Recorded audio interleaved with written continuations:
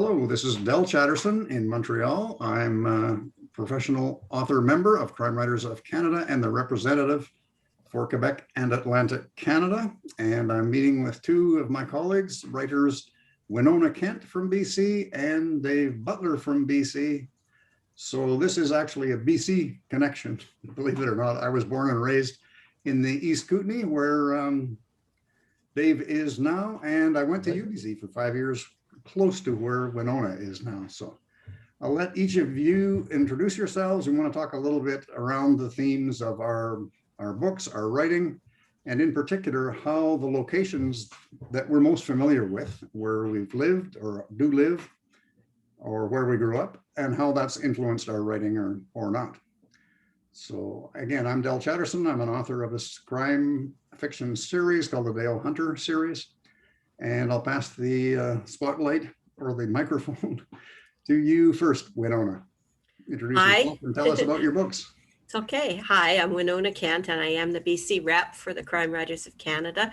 And I've been the rep for a couple of years, coinciding with my joining the Crime Writers of Canada. I happened to join at just the time that there was a change of reps on the West Coast, and I found myself jumping in with both feet. And since then, I've been really focused on trying to create opportunities for our members with readings and virtual tables at events, etc. And this year, I was really honored that one of my stories was shortlisted for the CWC Award of Excellence for Best Crime Novella. And I live in New Westminster, which is a suburb of Vancouver, and I used to work at UBC. I retired in 2019. You have quite a variety of writing in your past. I do. I've written all kinds of things. I've written spy novels and historical romance / time travel novels and a couple of standalones. And now I'm focusing on mysteries. For the past few years, I've been doing mysteries. And is there a particular location that you write about? I do.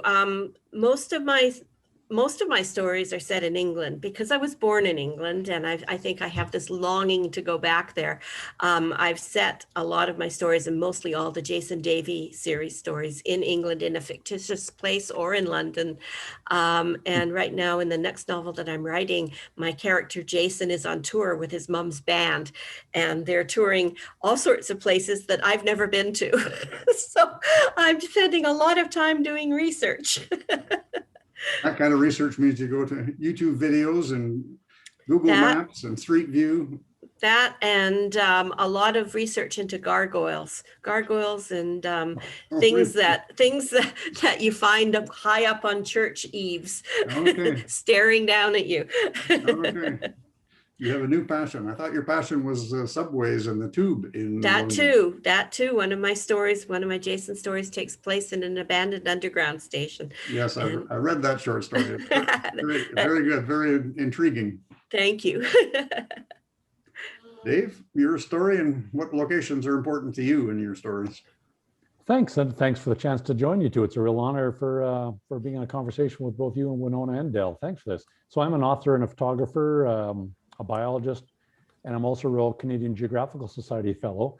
I live in the shadow of the Rockies, right behind me here. That's the Rocky Mountains in the back there, and Cranbrook, BC. And I should actually say, given what's going on these days, it's actually Amakas Tunaha, which is the traditional territory of the Tunaha Nation here locally.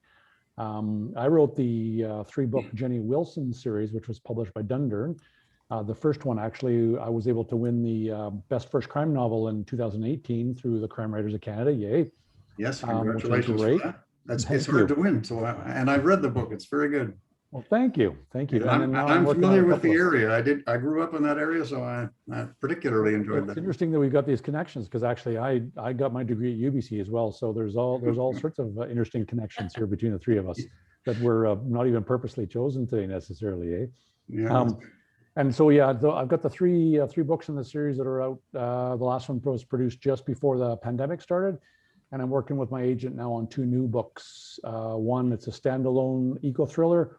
And the other one is the first in a new series. And hopefully we can get those out to readers here sooner than later. What is an eco-thriller? We're already terrified by global warming. How can you make it more thrilling? Well, it's kind of it's a bit of a, I wouldn't say a new genre, because it's been around a long time, right? But it's really just, mysteries, thrillers that are focused on the environment, land use issues. So whether it's, you go way back in time, some of those early novels that were produced that were talking about a kind of a post-apocalyptic kind of landscape, and I was often thinking about after a nuclear war. Now it could be after climate change occurs. Okay. So it's anything where there's kind of an environmental theme to it that that really focuses on the environment as part of the mystery, and vice versa. I was wondering if you'd actually invented that genre. No, I Or don't think so. I think there, No? I mean, if you look at some of the early Arthur C. Clarke books, there was actually one in particular that looked at the Earth after some major conflagration, and it was mostly kind of environmental in nature. So it's been around for a while, but I think, you know, with climate change occurring like it is now and other kinds of things happening, we're finding more and more people are kind of working that stuff into their stories.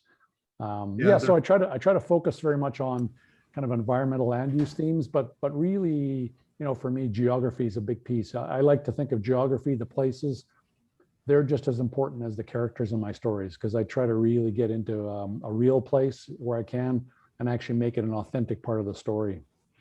What the Jenny Wilson series was not the same genre, because they're more about poaching and protection of wildlife and parks and so on. Is that not eco? Yeah, it's a good question, Del. I mean, it's a fine line, really. Though they were all about an environmental issue of some kind. The first one was about poaching in Canada's national parks. The second one had to do with a ski area that was proposed on the edge of a park. And the third one had to do with rhino poaching in Namibia in Africa. I had to go there for research a couple of times, unfortunately, for research. He makes the air quotes. But yeah, so the eco thriller is really just anything that's really more of a thrill. Those were kind of mysteries, but a thriller really focuses on the environmental side of things, on the eco side of things. You find it's important? I know Winona and I have talked about different genres and what's currently in fashion or not in fashion. Is eco thriller make it easier for you to get some attention in that genre?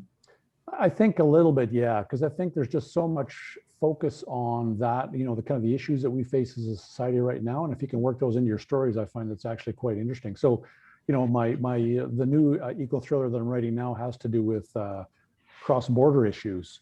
So, you know, the premise of the story really is the United States is fully self-sufficient in energy, which is essentially true. But what would it do? How far would it go to become the same for water, for fresh water? So thinking about just how far would the US go? And of course, what does that mean for Canada? So I set up this cross-border thriller really focused on water issues and how far the US would go to essentially get their hands on our water. That's very topical right now too, because I saw a news story the other day talking about how much water the almond industry in California uses up just to produce almonds. It's incredible. Yeah.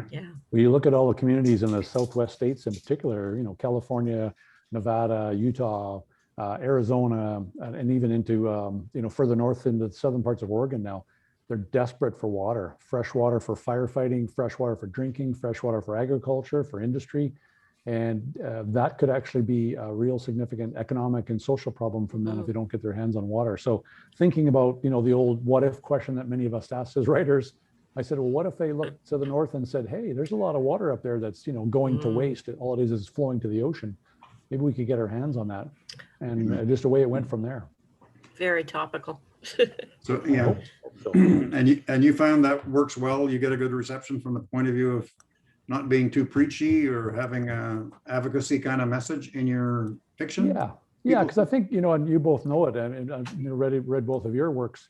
I mean, I think the beauty of it when you're dealing with environmental issues is you don't come in preachy, but you just make sure that all of your characters are sort of focused on different aspects of it. So you've got people that are, you know, on the right wing, say, pro-business and really hard-edged, but you've got people on the left wing that are environmentalists and everything in between. And a lot of times you just make sure you show all the sides of the story and show people that there's not a black and white answer to most of this stuff. And it's actually through the characters, you can show the complexities of the issues, but also you can have some real fun with the stories because you've got people that are doing all sorts of things depending on what their perspectives and their agendas are.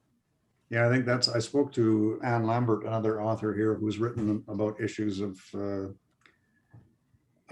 neglect or of Indigenous and homeless people, as well as domestic abuse. And in my novel, my current one, not yet published, is called Bad Boys in Boston. And it's about the sex trafficking in Boston and online pornography and so on. So And again, there are debatable issues even on those kinds of subjects. What is too much? What should be illegal? Who should be protected? Who should have the freedom to do what they want?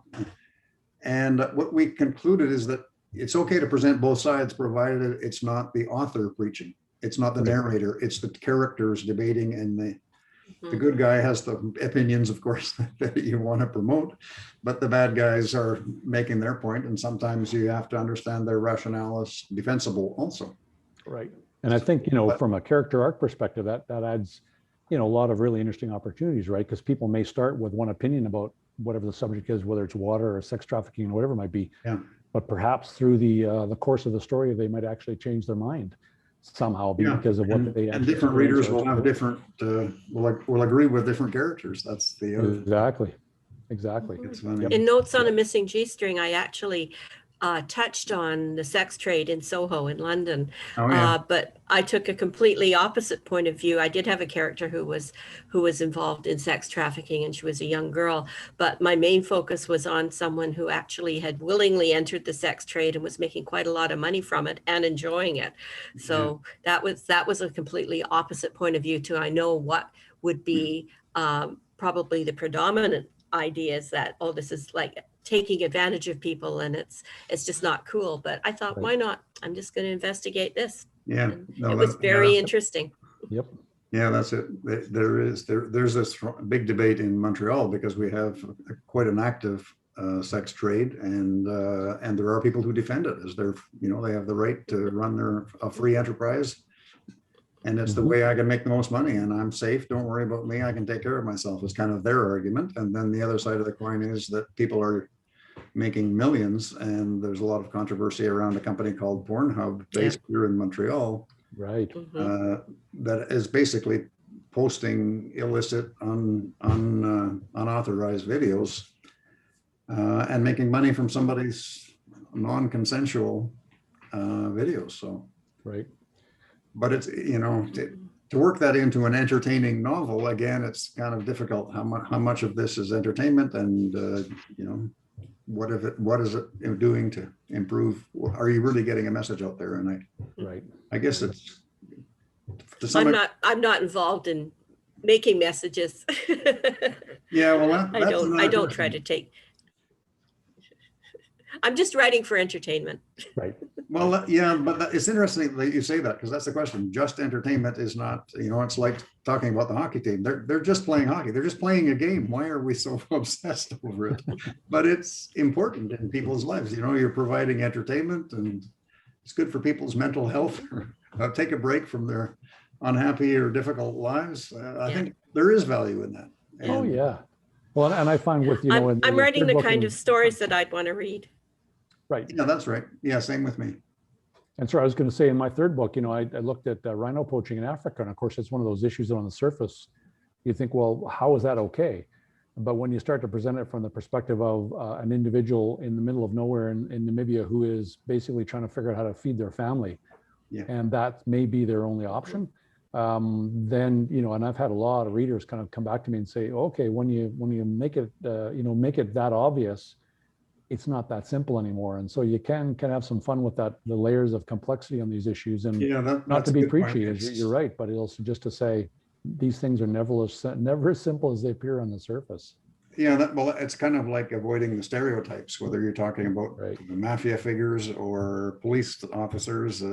You try and understand a little bit better what's going on and what are the nuances and what's their rationale. And in my case, I'm sort of writing from my experience in the business world, and everybody said, well, for God's sake, don't call it business fiction, because that doesn't sell. Nobody wants to read about an entrepreneur. You're all spoiled, privileged.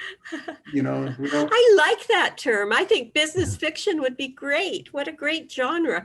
Well, I'm kind of borrowing the themes of John Grisham, who didn't invent legal thriller, but he's the most successful writing legal. So I'm trying to write business thrillers, but the thrill it's hard to put thrills into the business side. It's usually when the mafia comes in the front door, the business gets a little bit more exciting.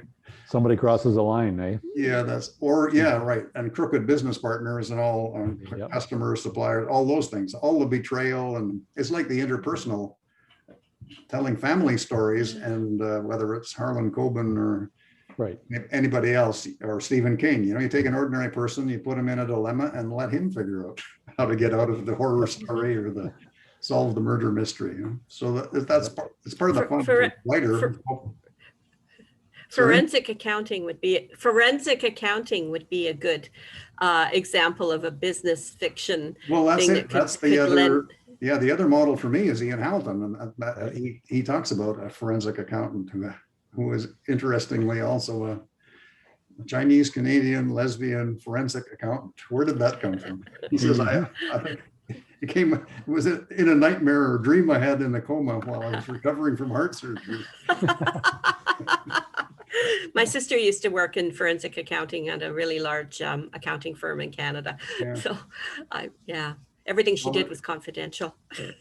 Yeah, well, it's funny because a lot of some of the stories that are in my nonfiction, in my business books, which advice for entrepreneurs, I tell a lot of what I call real life stories, how to value a business, how to sell, or how to provide customers. And I've used some of the same stories in fiction. I just added a little more drama and criminal action. I was gonna ask you, where did you come up with these stories? I know you didn't experience them firsthand. So did people tell you about them? Did you overhear about them somewhere, or what? This is where I have to say, all the crime and drama is fiction. As my grandson says, allegedly. And he may be a lawyer one day, so I have to be careful what I tell him. How about you, Dave? The stuff that you're writing about, I know some of the things that you write about you did experience personally. Is that the case with all your novels, or have you sort of gone on hearsay or overheard something or read about something?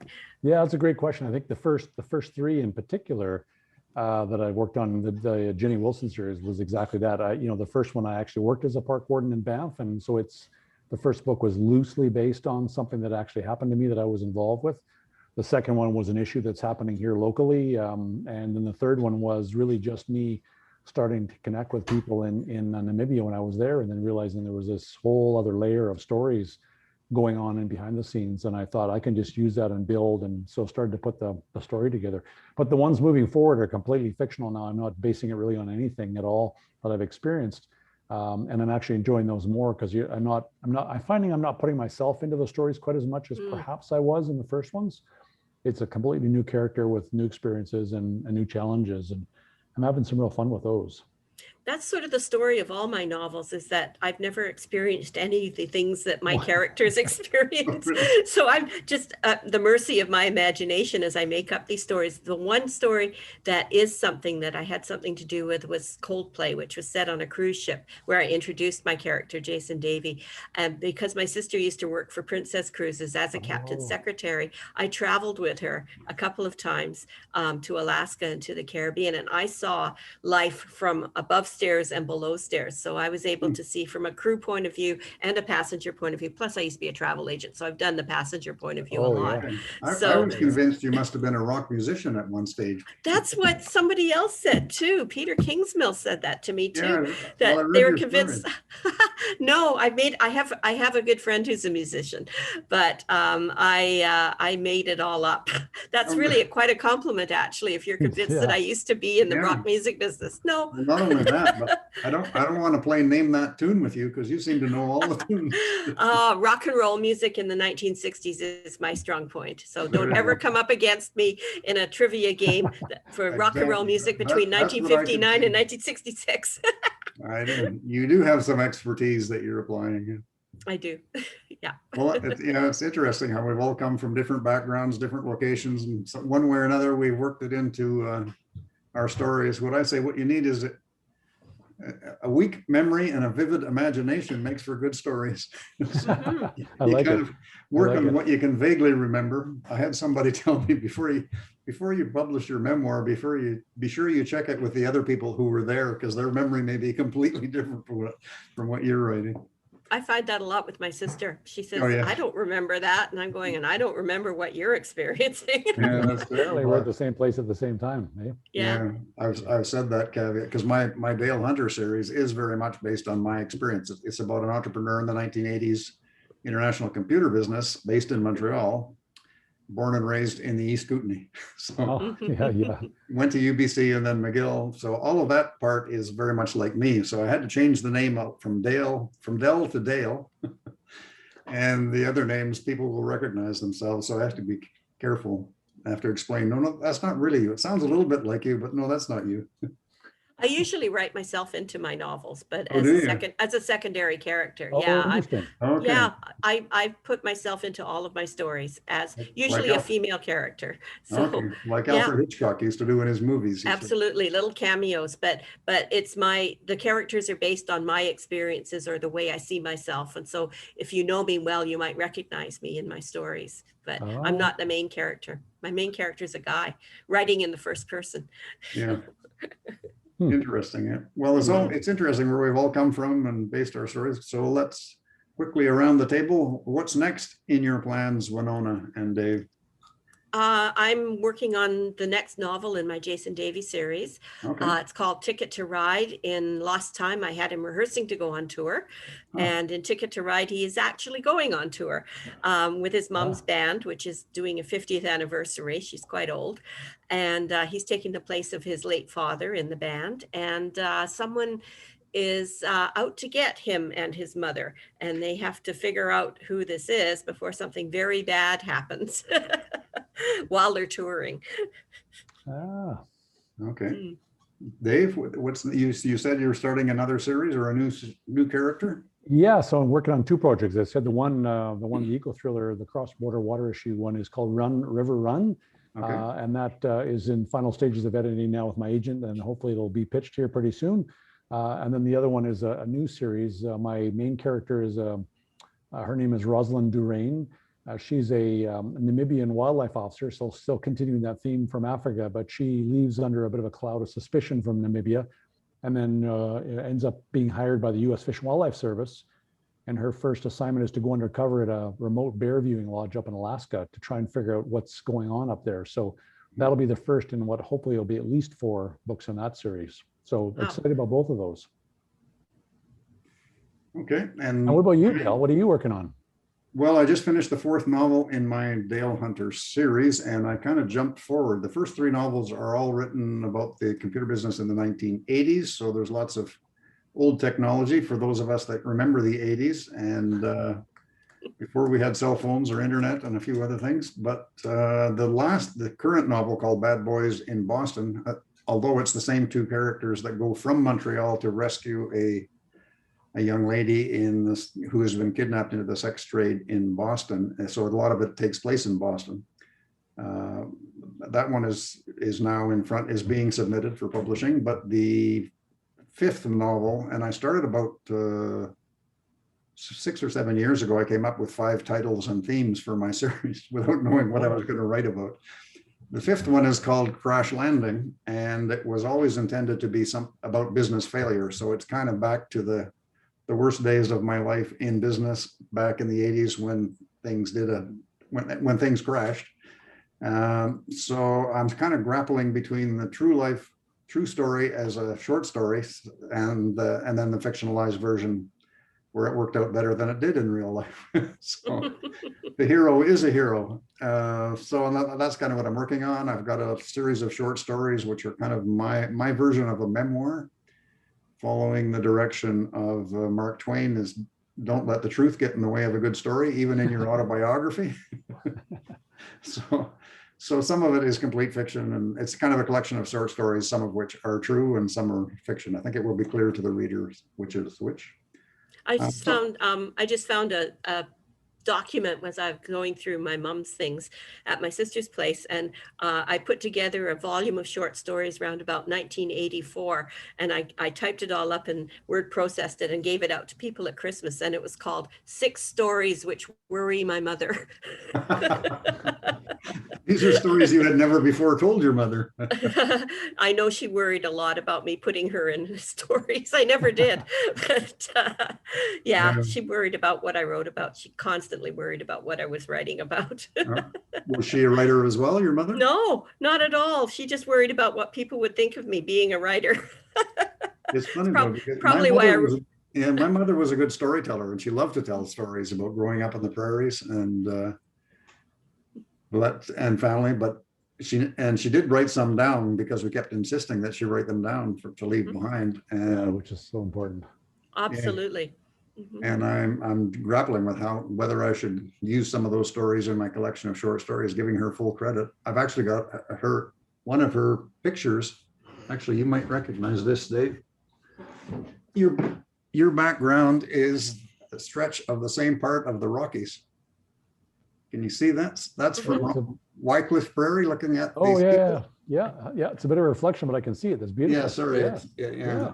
So I've put that photo on the cover of my short stories, which is called Snapshots from Home. Fantastic. I look forward to seeing that. Well, that might be a long ways off. That's okay. We're patient in the writing world, aren't we? Yeah, We you don't are. have to be patient. It's not good to be impatient. No. But well, thank you very much for your time today. I appreciate your contribution to the content on Crime Writers of Canada YouTube channel. And Winona, thanks for organizing us to get together and talk about BC and backgrounds and experience. Thanks for including me and letting me chat. My pleasure. And thank you. A real pleasure to meet with both online, and good luck with things to you both. It was a pleasure. Thanks very much. And we'll see you soon at the next Crime Writers of Canada event. Right on. Bye-bye.